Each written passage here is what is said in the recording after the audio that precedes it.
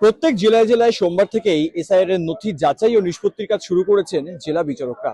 অন্যদিকে দাঁড়িয়ে তারা কোনো সমস্যার সম্মুখীন হচ্ছেন কিনা, লগ ইনের ক্ষেত্রে কোনো রকম সমস্যা হচ্ছে নাকি নথি যাচাই ও নিষ্পত্তির ক্ষেত্রে কোনো রকম সমস্যার সম্মুখীন এখনো পর্যন্ত তাদেরকে হতে হয়েছে, সেই বিষয়গুলোকে সামনে রেখেই হাই প্রোফাইল বৈঠক শুরু হয়েছে কলকাতা হাইকোর্টে, যেখানে উপস্থিত রয়েছেন কলকাতা হাইকোর্টের প্রধান বিচারপতি সহ কলকাতা হাইকোর্টের আরো অনেকে।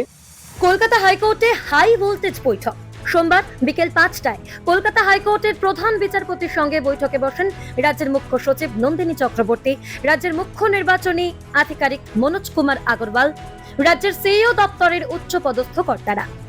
সঙ্গে ছিলেন রাজ্যের ডিজিপি, রাজ্যের স্পেশাল রোল অবজারভার সুব্রত গুপ্ত, রাজ্যের স্পেশাল অবজারভার এন কে মিশ্র, কলকাতার সিপি ও রাজ্যের অ্যাডভোকেট জেনারেল এবং সলিসিটর জেনারেল।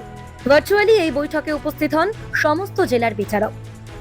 কমিশন সূত্রে খবর, সোমবার বিভিন্ন জেলায় এসআইআর এর নথি যাচাই এবং নিষ্পত্তির কাজ শুরু করেছেন জেলার বিচারকরা।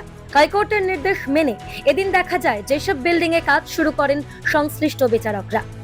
বিচারকদের এই কাজ করতে গিয়ে কোনো রকম সমস্যার সম্মুখীন হতে হচ্ছে কিনা সেই বিষয়টি নিয়েই মূলত পর্যালোচনা হয় এই বৈঠকে।